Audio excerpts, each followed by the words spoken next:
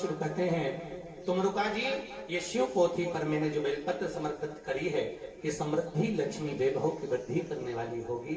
भगवान तुमरुका जी के कथा कहने पर बिंदु को मोक्ष मिलता है, चंचुला देवी को अपना पति पुनः वापस मिलता है।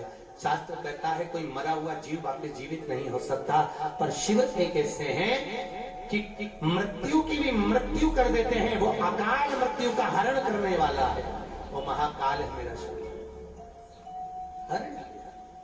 महाराज भगवान शंकर पोथी को नमन करे, विराम करे। तुमरुका जी कहते हैं, महाराज इस पावन शिव महापुराण के चरित्र को जो सुनता है, कोई वेधव्य नारी अगर इस कथा को सुनती है तो पति के धाम को जाती है। कोई सौभाग्यवती नारी कथा को सुनती है, अखंड सौभाग्य प्राप्त करती है।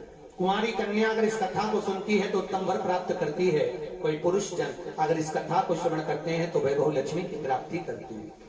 जिस कामना से जो मनुष्य इस पावन शिव महापुराण की कथा को श्रवण करते हैं, भगवान शंकर उसकी मनोकामना पूरी करते हैं। ऐसे पावन प्रसंग को विराम देते हुए तुमरुका जी ने दान की महत्वता का वर्णन किया।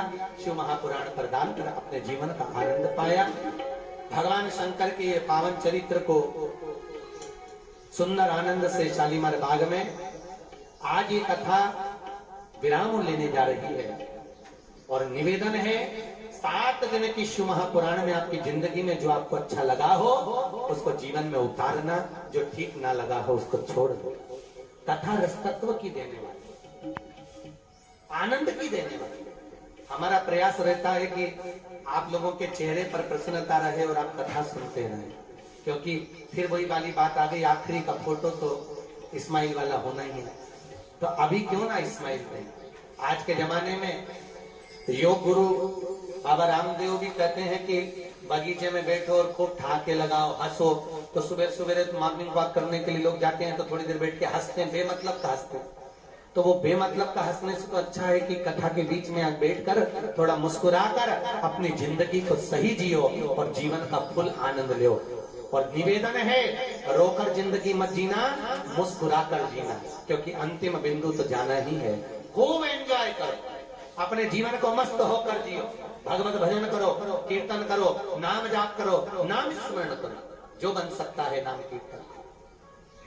ये शिव की करुणा है, शंकर की कृपा है, और बिना शिव की कृपा के कुछ प्राप्त नहीं होता। तलातल, रसातल, जलचर, थलचर, वायुचर सब शिव के। आज शिव महापुराण की कथा यहाँ विराम लेने जा रही है। अपने जीवन की 1016 नंबर की कथा आज हम भी यहाँ पर विराम दे रहे हैं। भाव भक्ति से शालीमार बाग में तुल्य परिवार द्वारा इस पावन कथा का जो यजमान पद ग्रहण किया गया, कथा में विराजमान हुए हमारे बीच में, कथा में विराजमान संत शिरोमणि स्वामी श्री सर्वेश्वर मुनि जी महाराज के सानिध्य में इस पावन कथा का रस तत्व ग्रहण करने का सौभाग्य मिला। एक बार स्वामी जी के लिए जोरदार ताली का नाद करेंगे। भाव भक्ति से आप सबने जो शिव महापुराण की कथा को सुना है, वो कथा का फल आपके जीवन को सार्थक करे, आपके जीवन को आनंदित करे। शिव महापुराण की कथा के बाद जो संतों का आशीर्वाद प्राप्त होगा वो आपको कल प्राप्त होगा। भंडारे का आनंद कभी जीवन में मौका लगे तुम्हारे जीवन में, एक बार घर में सब्जी बनाकर खाओगे वो स्वाद नहीं आएगा जो स्वाद लंगर में खाकर, भंडारे में खाकर, जो लंगर चखने में, जो भंडारा पाने में आता है। सही है कि गलत है? एक कद्दू की सब्जी बना लो, मिक्स वेज बना लो, पर जो प्राप्त होता है वो जीवन का आनंद दे जाता है,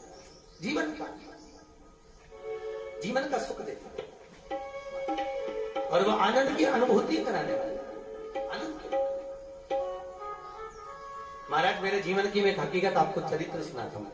जीवन का बहुत कभी नहीं कहा आज तक, पर आज पहली बार व्यासपीठ से कह रहा हूं। जीवन का अपना चरित्र। एक बार नैमिषारण्य में विठले सेवा समिति की कथा होना थी। हम लोग जगह देखने के लिए गए, जगह देखी, पर उस दिन नैमिषारण्य में हड़ताल थी। पूरे दुकान होटल सब बंद थी। जब हम पहुंचे थे तो किसी आश्रम में भोजन नहीं। हम लोगों ने बहुत प्रयास करा, हम 4-5 लोग थे, भूख थे, बिलबिला रहे थे, एक दिन पहले से कुछ ना खाया था। पूरे नैमिषारण्य में हम घूम लिए, कहीं प्रसादी नहीं। अंत में हार कर बैठ गए। रिक्शे वाले ने ले जाकर एक जगह पर बिठा दिया। आप नहीं मानोगे, सिर पे एक बालक कपड़ा बांधकर, जुड्डा बांधकर आकर बोलता है, पास में गुरुद्वारा है, आप मेरे साथ चलोगे? वहां पर लंगर चल रहा है और बड़ी सुंदर खीर बनी है और मालपुआ बना है। आपने जिंदगी में नहीं सोचा होगा कि हमको इतना भूख लगने पर खीर और मालपुआ मिलेगा। वो बच्चा हाथ पकड़कर लंगर में लेकर जाता है, खीर मालपुआ चकाचक खिलाता है। हम कहते हैं वो मालिक आता है तो किसी न किसी रूप में आता है और पवा कर चले जाता है। तो कभी लंगर का, कभी भोजन भंडारे का पाकर देखना स्वाद आनंद का आता है। जीवन का आनंद सुख प्राप्त होता है। जीवन तो परमात्मा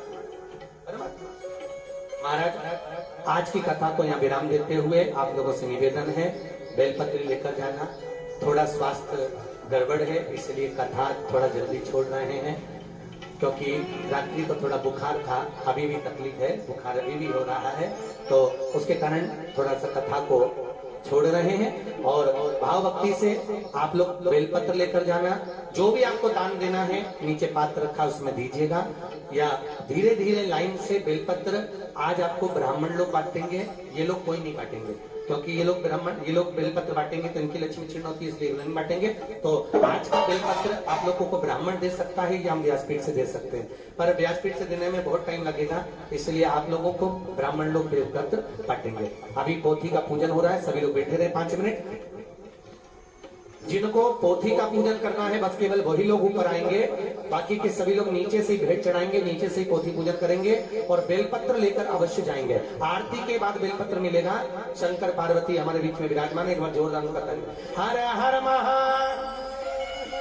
अभी पोथी पूजन हो रहा है, तुल्ली परिवार पोथी पूजन करेगा, उससे पहले तुल्ली परिवार की ओर से आभार। रुको।